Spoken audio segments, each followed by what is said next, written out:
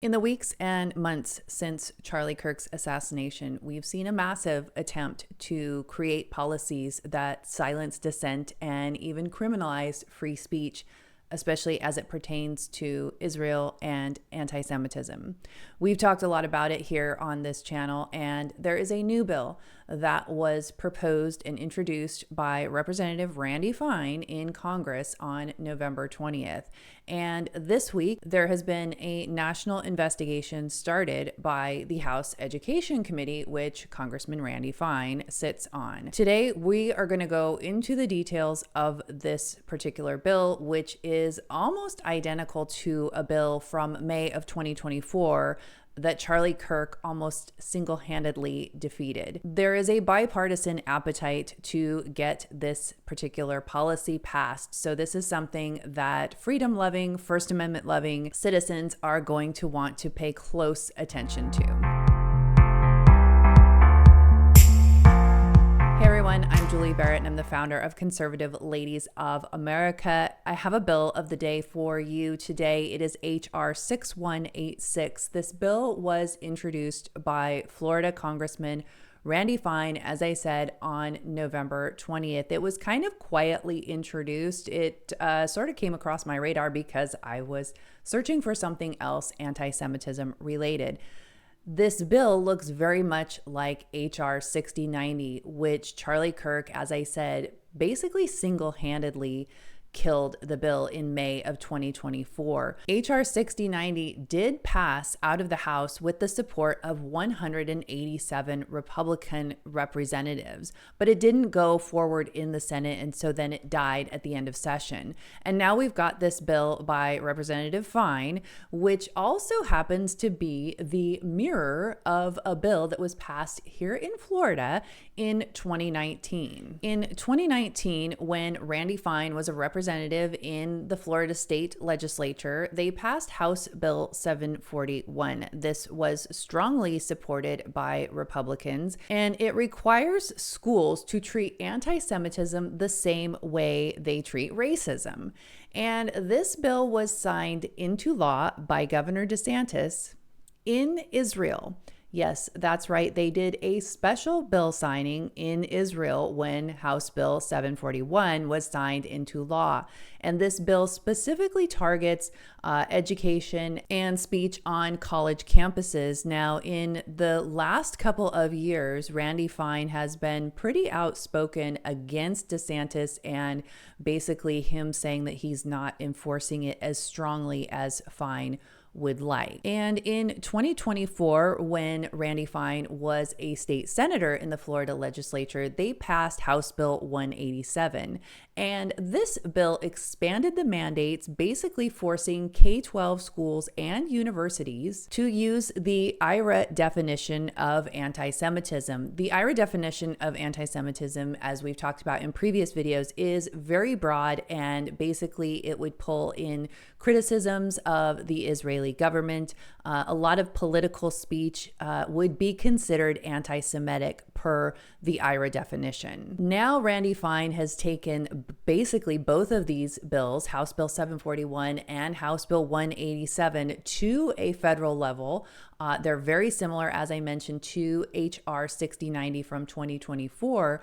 But HR 6090 was much narrower than HR 6186. It's very broad and it's very troubling. Let's rewind a bit and take a look at HR 6090 from 2024. This was the Anti-Semitism Awareness Act. And like I said, it passed in the House with 187 Republicans voting yes. The total vote was 320 to 91. This bill would direct the Department of Education to adopt the IHRA definition when enforcing Title VI civil rights law. It's very controversial because it made political speech actionable, comparing Israeli policies to Nazi Germany, describing Israel as racist, or suggesting dual loyalty. Charlie Kirk opposed HR 6090, saying this bill would make it illegal to compare Israeli policies to Nazi policies. It would make it illegal to describe Israel as racist. It would make it illegal to accuse an American citizen of being more loyal to Israel than to the United States. All of those behaviors might be stupid or repugnant, but they are indisputably protected by the First Amendment. Yet now, congressional Republicans are rushing to gut the First Amendment in order to pass a Europe-style ban on supposed hate speech. He even said this bill would be affront to the Constitution and should not pass. So if that was Charlie's bill on 6090, which was much narrower than HR 6186, I can only imagine how he would feel about this bill. So let's dig into the details of HR 6186. As I mentioned, this was introduced on November 20th by Representative Randy Fine from the state of Florida. And in his press release, he said, "Today we are witnessing an explosion of anti-Semitism unlike anything in our lifetimes. Nowhere is it more visible or more dangerous than on our college campuses. Higher education institutions have a responsibility to protect every student. And right now, too many are failing Jewish students. That needs to be stopped. No student in America should have to choose between getting an education and being safe because of who they are. Not one." Now, Randy Fine has been outspoken for Israel first, essentially. He is all over social media, really having no problem with bombing Gaza and the fact that innocent women and children are being killed in this war. He is very distasteful in his remarks about the Israeli war, and he really believes that Israel should be America's first priority from what he puts out there publicly. And you can tell by his priority to get HR 6186 passed at a federal level that this is very important to him. Now, what the bill actually does is it would codify the IHRA, the IHRA definition for anti-Semitism, into United States law. This completely blurs the lines between political speech and harassment. Let's take a look at some of the examples of what kind of speech would be targeted under this particular law. Let's say a student made a statement like, "Israel's settlement expansion in the West Bank is illegal under international law." Or, "Israel's treatment of Palestinians is comparable to apartheid in South Africa." Or, "Our university should divest from companies profiting from Israel's military occupation." All of these statements could be at risk for punishment under HR 6186. And while these may be ugly and evil and repugnant, as Charlie Kirk said, they are protected by the First Amendment. There has been an interesting development this week since the bill has been passed. The House Education Committee, which Randy Fine sits on, has initiated a statewide investigation probe into anti-Semitism in school. They are targeting schools in Berkeley, California, Fairfax, Virginia, and Philadelphia, Pennsylvania. The allegations include claims of anti-Semitic walkouts during school hours, chants of "kill the Jews," Nazi symbolism in school hallways, and teachers promoting anti-Jewish content. According to the committee's letter, even school-sanctioned demonstrations and classroom displays are under scrutiny. While real harassment should be condemned, this investigation seems to go far beyond that, and it seems to be very much aligned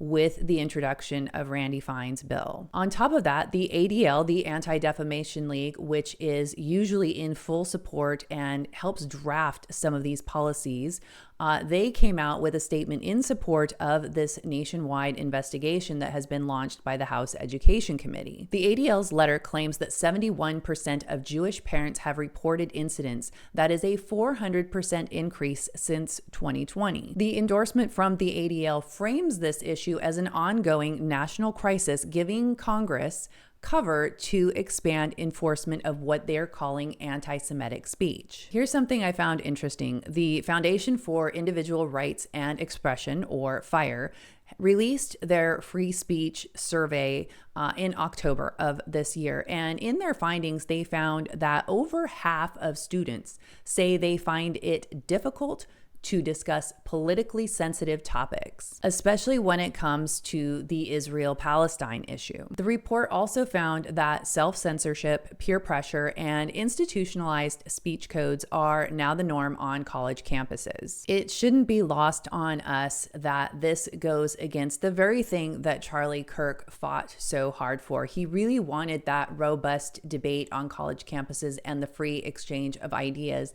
And a policy like HR 6186 is really going to censor those free speech and really going to silence dissent and political debate on college campuses, which is exactly what Charlie Kirk didn't want to happen. And so it should not be lost on us that in the wake of his death, this has really ramped up substantially. We believe that anti-Semitism should be condemned. I don't think that we all can agree with the broad definition of anti-Semitism that is being pushed out by IHRA. True anti-Semitic speech must be condemned and must not be tolerated. But when we start pushing hate speech laws and protecting certain speech for certain special protected groups, this is unconstitutional, and we must be consistent across the board. If we don't want hate speech laws enacted for, let's say, sexual and gender identity and expression, we can't have it for anti-Semitism either. There are laws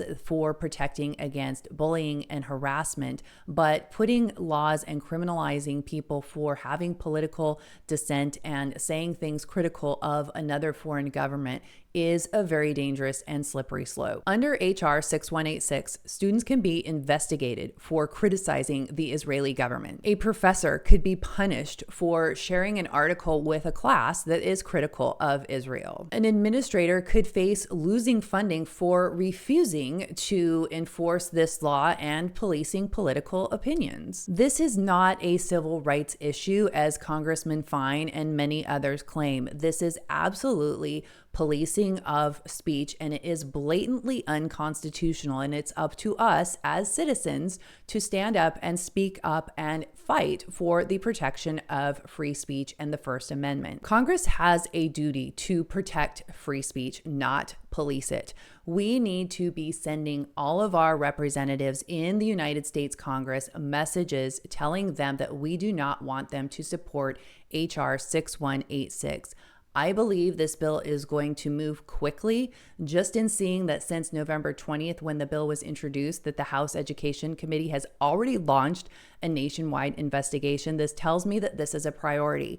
And let's not forget that President Trump has issued an executive order targeting anti-Semitic speech. This is the bill that legislates that and makes that executive order law. So we can rest assured that the Republicans and the Democrats alike are going to be supporting the passage of this bill. And it's up to us to step up and fill Charlie's big shoes and speak out boldly against this policy and protection of the First Amendment.